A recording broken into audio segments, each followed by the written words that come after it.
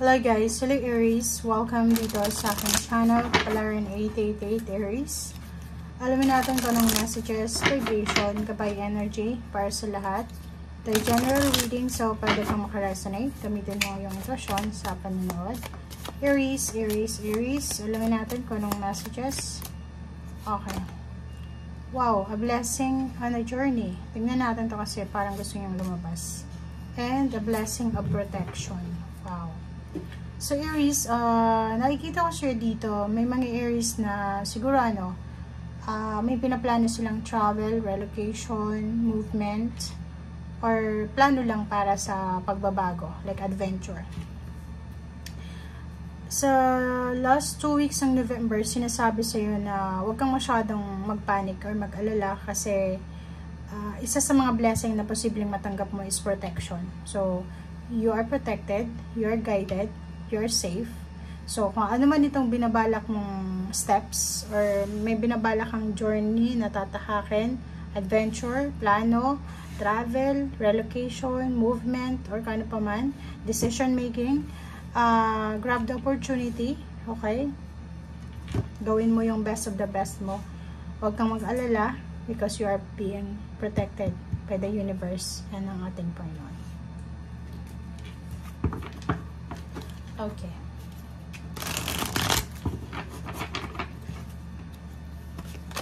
Okay, moving on.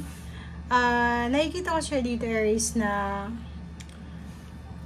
dito sa journey na tatahakin mo, kailangan mo lang yan is kailangan mo ng fresh start, fresh new beginning. So, ibig sabihin, huwag mong dadalhin yung mga baggages mo from your past. Ibig sabihin yan, ano man itong journey na sisimulan mo, ano man itong paglalakbay na gagawin mo, pagbabago, pagtatransform sa sarili mo, sa paligid mo, make sure na wala kang dala-dala dyang bagahe from your past. Lalo na yung mga past na hindi naman maganda na dalhin. Yung mga bagahe dyan sa balikat mo na nahirapan kang alisin mo na yan bago ka makapagsimula ng journey na yan na gusto mong tahakin. Okay? Okay, so the World card. Wow. It's a completion, achievement. Okay. So, etong the World card na to is nagsasabi sa'yo na mayroon kang maa-accomplish bago matapos yung November. Ibig sabihin yan, may matatapos. Meron kang mamamanifest kasi 9 plus 2 is 11. The World card is completion, achievements. Parang circle siya. Unti-unti mong binubuo yung circle hanggang sa mabuo siyang circle siya. So, ibig sabihin, meron kang accomplishment, meron kang achievements, merong positive endings, merong recovery, parang ganun. And yung iba sa inyo dyan, if you're planning to go to other country or magbago ng lugar, ng city, or magbago ng disposition sa buhay, sinasabi na nasa tamang direction ka. Okay? And the World card na to is nagsasabi sa'yo na mayroon kang pinagpipray, mayroon kang minamanifest, mayroon kang inaasam-asam na katapusan. It's either end of contract, it's either end ng relationship, it's either end ng relationship na toxic, it's either end ng toxic environment, toxic mga unhealthy habits, unhealthy lifestyle, sakit, diba? So, nakikita natin yung accomplishment. May maa-accomplish ka bago matapos yung buwan ng November.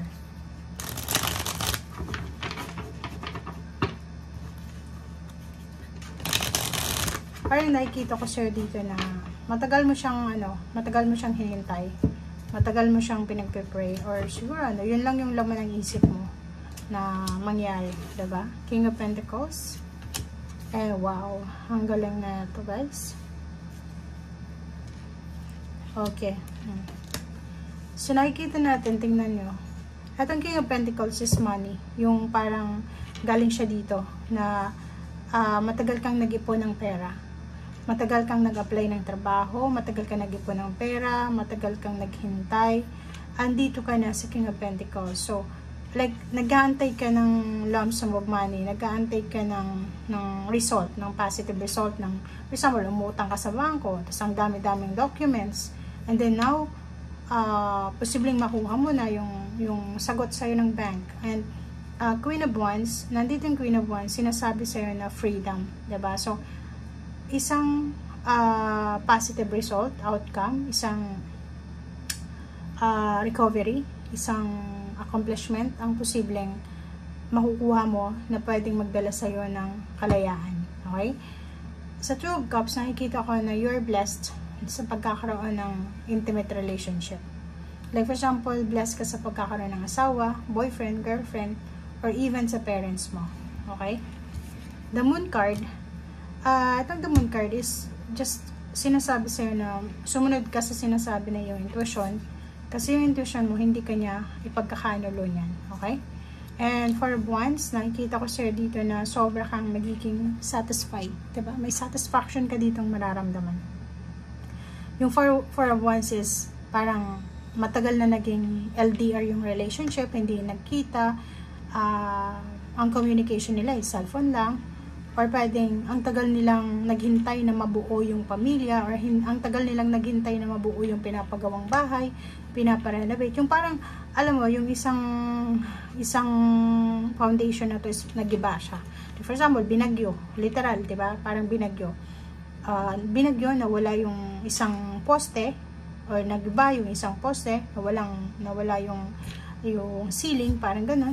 And medyo hindi naging maganda. So, pwedeng nag-aalala ka for several months na paano ko siya aayusin. But, luckily, this 2 weeks na to ng November, sinasabi sa'yo dito na huwag kang mag-alala kasi it's divine timing, diba? Divine orchestration. Na parang sinasabi sa'yo na ibibigay niya yung stability, yung foundation, yung balance. Okay. So, yun. Okay. So, Six of Cups.